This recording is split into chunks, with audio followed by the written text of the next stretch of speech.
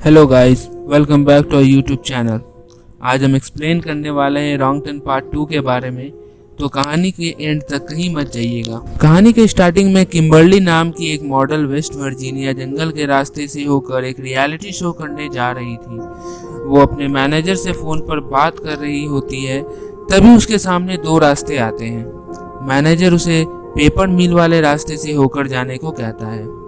आगे जाकर फोन का नेटवर्क कट जाता है और उसी टाइम एक आदमी जानबूझकर किम्बर्ली के कार से टकरा जाता है। किम्बर्ली बहुत घबरा जाती है और गाड़ी रोककर उस आदमी को चेक करने जाती है कि वो जिंदा है या मर गया। दरअसल वो आदमी एक म्यूटेंट होता है जो उसके निचले जबड़े को काट खाता है। किम्बर्ली दर्द से तड़प रही होती है, तभी वहाँ दूसरा म्यूटेंट आता है जो किम्बर्ली को अपनी कुल्हाड़ी से दो टुकड़े कर देता है और उसके हिस्से को घसीट कर ले जाता है।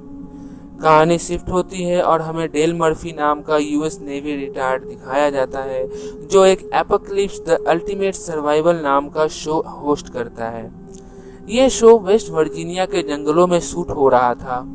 इस शो को माइकल नाम का लड़का डायरेक्ट कर रहा होता है। इन्होंने 6 कंटेस्टेंट चुने हैं, जिनमें एक किम्बर्ली भी थी जिसे रास्ते में वो म्यूटेंट्स ने मार दिया था, जिसके वजह से वो यहाँ भी पहुँच नहीं पाई। माइकल जरूरी जगहों पर कैमरास फिट करता है। एक कंटेस्टेंट की कमी होने की वजह से माइकल शो की प्रोड्यूसर मारा को छठा कंटेस्टेंट बनने को कहता है। मारा मान जाती है। फिर सभी कंटेस्टेंट पर कैमरास फिट किए जाते हैं जिससे जरूरी फुटेज मिल पाए। इसके बाद डेल सभी कंटेस्टेंट को 2-2 की टीम में डिवाइड कर देता है और जंगल में खाना ढूंढने का टास्क देता है। इसी के साथ खेल शुरू होता है। माइकल ने सभी कैमरास का footage and live recording check करने के लिए अपने आरवी में सेटअप लगाया था।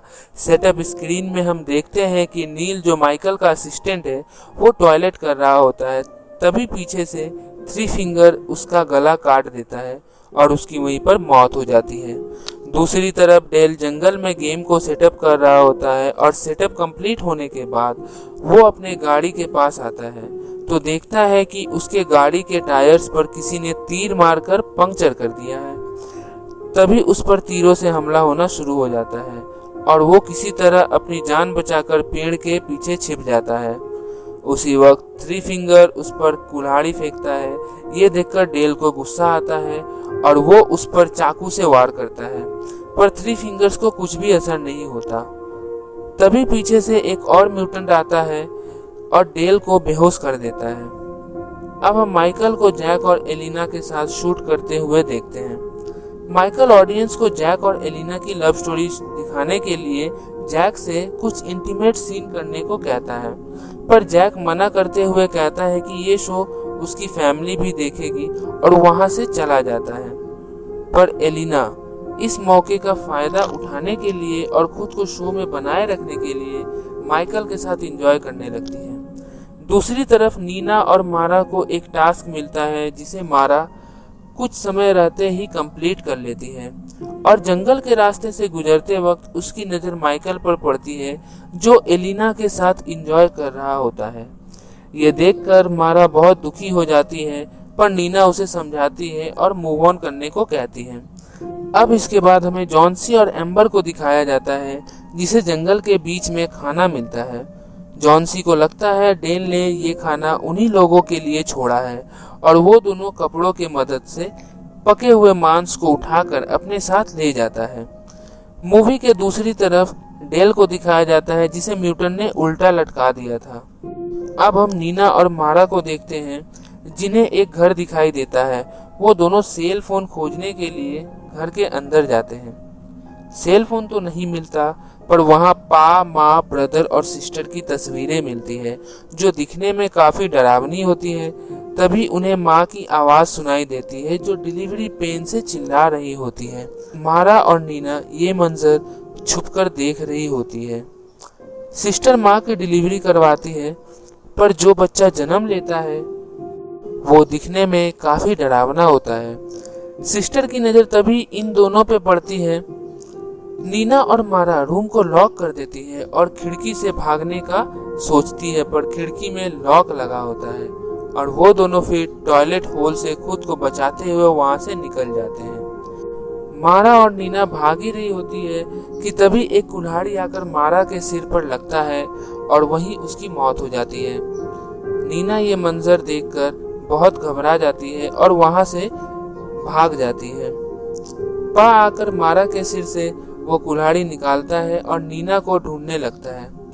तभी माँ वहां गाड़ी लेकर आती है जिसके ऊपर मारा की लाश बंधी होती है और वो मारा की उंगली चबाकर दूर फेंकती है तो वो नीना के सामने आकर गिरता है।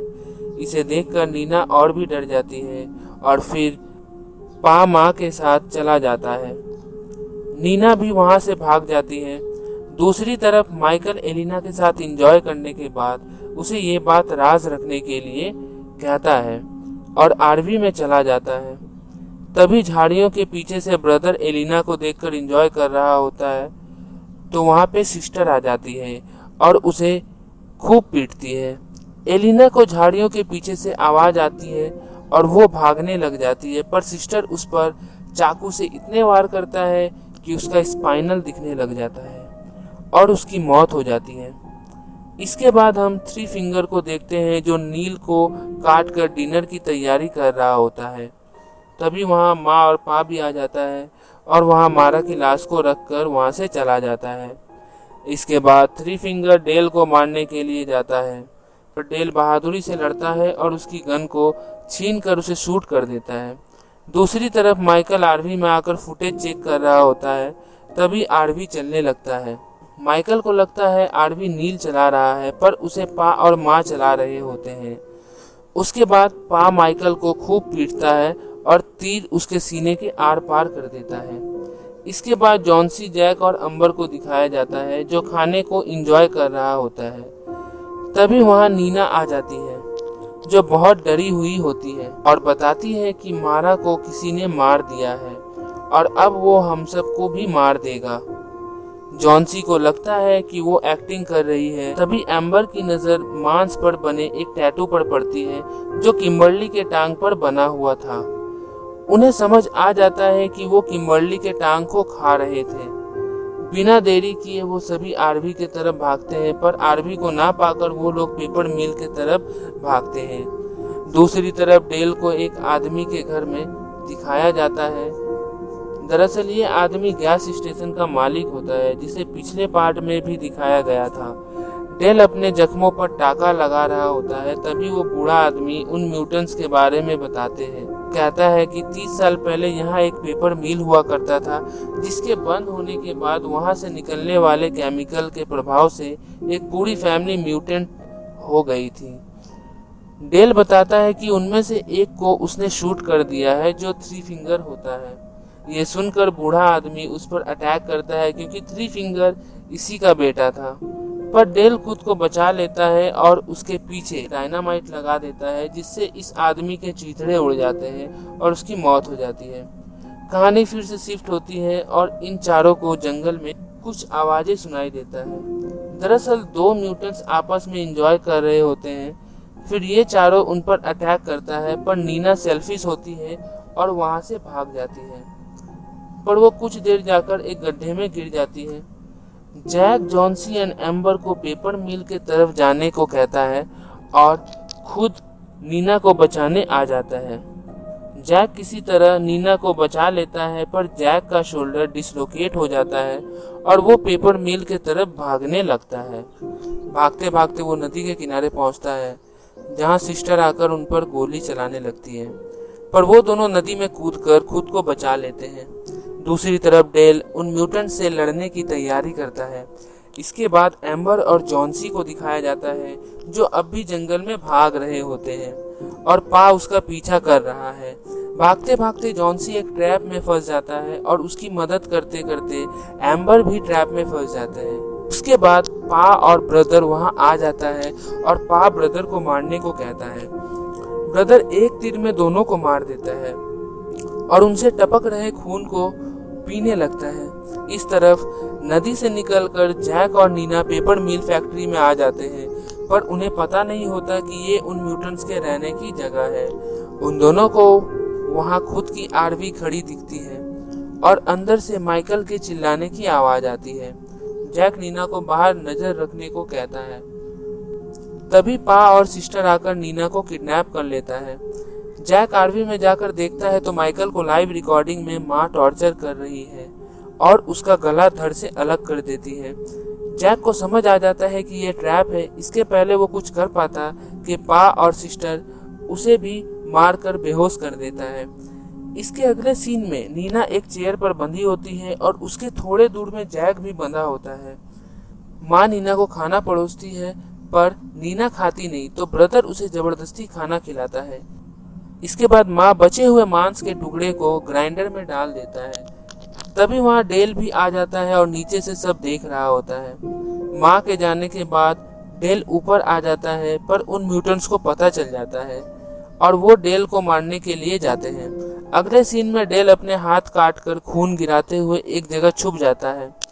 ब्रदर सिस्टर उसे स्मेल करते हुए उसके जाल में फंस जाता है और तभी डेल पीछे से ब्रदर पे डायनामाइट से बांधा हुआ तीर चलाता है। सिस्टर उसे बचाने की कोशिश करता है पर डायनामाइट फट जाता है और दोनों मर जाते हैं। इसके बाद डेल नीना और जैक के पास पहुंचता है और उसे छुड़ा लेता है। तभी वहां पा आकर डेल पर तीर से हमला करता है और माँ एक कटीली तार उसके गले पे फेंकती है जिससे काफी ब्लीडिंग होता है और डेल तड़प तड़प कर मर जाता है। नीना फैक्ट्री से बाहर निकल जाती है पर जैक गलती से ग्राइंडर वाले रूम में पहुंच जाता है। पा ग्राइंडर ऑन करके जैक को मशीन में डालने की कोशिश करता है पर तभी वहाँ नीना आ जाती है और उसके गले पे जोर से बाइट करके मांस नोच लेती है। जैक फिर उसे ग्राइंडर में ढकेल देता है, इससे उसका एक हाथ कट जाता है। माँ वहाँ आकर पा को बचा लेती है। तभी नीना एक लीवर को खींचती है जिससे एक पेड़ का टुकड़ा आकर उन दोनों से टकराता है और वो दोनों ग्राइंडर मशीन में चले जाते हैं। इससे उनका कीमा बन जाता है। इसके बाद जैक और नीना किम्बर्ली की स्पोर्ट्स कार लेकर वहां से चले जाते हैं। कहानी के एंड में थ्री फिंगर दिखाया जाता है जो अभी तक मरा नहीं है और वो एक बेबी को फीड कर रहा होता है। ये मूवी 2007 में रिलीज हुई थी। इसे बनाने में $4 मिलियन की बजट पड़ी और बॉक्स ऑफिस में $9 मिलियन से भी ज्यादा की कमाई की। मूवी कैसा लगा कमेंट सेक्शन में जरूर बताएं और इसके पिछले पार्ट का लिंक डिस्क्रिप्शन में दे रखा है, जरूर से जरूर देखें।